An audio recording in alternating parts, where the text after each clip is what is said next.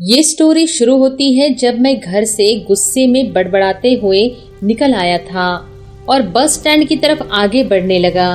मैं मन ही मन बड़बड़ा रहा था कि पता नहीं कितने पैसे छुपा के रखे हैं, लेकिन मेरे लिए एक बाइक नहीं ले सकते। अब मैं यहाँ से चला जाऊंगा और तब तक वापस नहीं आऊंगा जब तक मैं खुद के पैसों से बाइक नहीं खरीद लेता। इतना सोच ही रहा था, तभी मेरे पैर में मुझे कुछ चुभने का एहसास हुआ। नीचे देखा तो समझ आया कि जल्दबाजी में पापा के जूते पहन आया हूँ। उन जूतों में कील उभरी हुई थी जो मेरे पैर में बार बार घाव किए जा रही थी, लेकिन उस समय गुस्सा अधिक था तो मैं बड़बड़ाते हुए आगे बढ़ गया। एकाएक मुझे याद आया कि मैं पापा का पर्स भी साथ ले आया हूँ। मेरे खुराफाती दिमाग में एक ख्याल आया, क्यों ना आज पापा का पर्स चेक किया जाए, जिसे आज तक उन्होंने किसी को हाथ तक लगाने नहीं दिया। पता नहीं कौन सा खजाना छुपा है इस पर्स में जो किसी को हाथ नहीं लगाने देते थे। जब मैंने पापा का वो पुराना पर्स खोल कर देखा तो उसमें पैसे तो नहीं मिले, लेकिन पैसों की जगह पर एक डायरी रखी हुई थी। तब मैंने सोचा, हो तो यहाँ खजाना छुपा रखा है। मैं समझ रहा था कि यहाँ पापा ने लिखा होगा कि किससे कितने पैसे लेने हैं और किसको कितने पैसे दिए हैं। लेकिन मैं गलत था। जब मैंने उस छोटी सी डायरी का पहला पेज खोल कर देखा तो वहाँ पर जो लिखा था वो थोड़ा सीरियस कर देने वाला था। डायरी में जो लिखा था उसे पढ़ने के बाद मेरे चेहरे पर जो एक्सप्रेशन थे वो गायब हो चुके थे, क्योंकि डायरी में वैसा कुछ नहीं था जैसा मैं सोच रहा था। वहाँ पर उन पैसों का हिसाब लिखा हुआ था जो अलग अलग कामों के लिए अलग अलग लोगों से उधार लिए गए थे। कुछ यूँ लिखा था कि 50,000 बेटे के कंप्यूटर के लिए।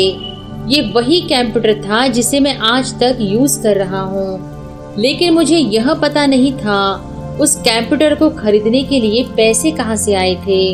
लेकिन आज पता चल रहा था। मुझे आज भी याद है जब मैंने पहली बार कैमरे के लिए जिद की थी, जो मेरे पापा ने मुझे 2 हफ्ते बाद मेरे बर्थडे पर लाकर दिया था, जिसे देखकर मैं बहुत खुश था।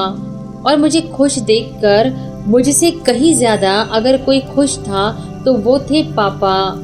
अब मेरे चेहरे से गुस्सा एकदम गायब हो चुका था। अब मैंने आगे का पन्ना पलटा तो वहाँ पर कुछ इच्छाएं लिखी हुई थी।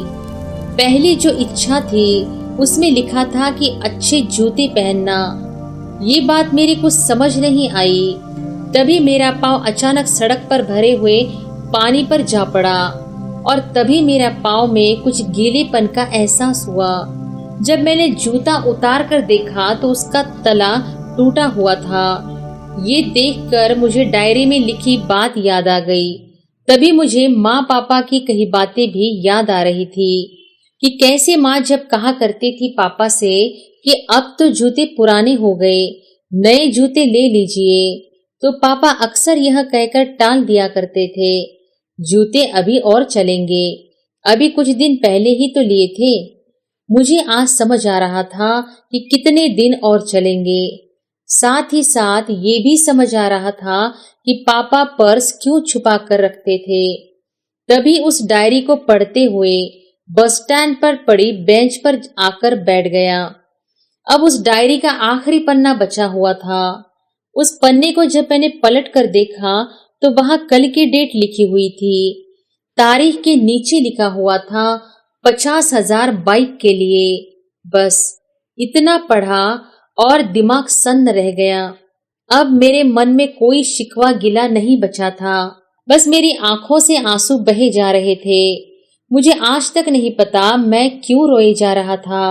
अब मैं जल्दी से घर की तरफ भागा, लेकिन जूतों की वो कील पाँव में अब तक घाव बनाने में कामयाब हो चुकी थी। मैंने जूतों को रास्ते में ही निकालकर फेंक दिया और भागते लड़खड़ाते हुए घर जा पहुंचा। लेकिन पापा घर पर नहीं थे। मैं समझ गया वो कहाँ थे। मैं सीधा पास वाली बाइक एजेंसी की तरफ भागा। पता नहीं आज कहाँ से इतनी ताकत आ गई थी कि मैं भागते हुए थक नहीं रहा था, और वो भी बिना जूतों के नंगे पैर। जैसे जैसे मैं बाइक एजेंसी पर पहुंचा, पापा वही थे। मैंने पापा को दौड़कर गले से लगा लिया और मेरी आंखों से आंसू रुकने का नाम ही नहीं ले रहे थे। पापा को कुछ समझ नहीं आ रहा था कि आखिर हो क्या रहा है और मैं रो क्यों रहा हूं। मैंने पापा से कहा, पापा मुझे मोटरसाइकिल नहीं चाहिए, आप अपने जूते ले लीजिए। अब आज से जो भी मैं करूंगा अपनी मेहनत के बलबूते पर पढ़ लिख कर करूंगा।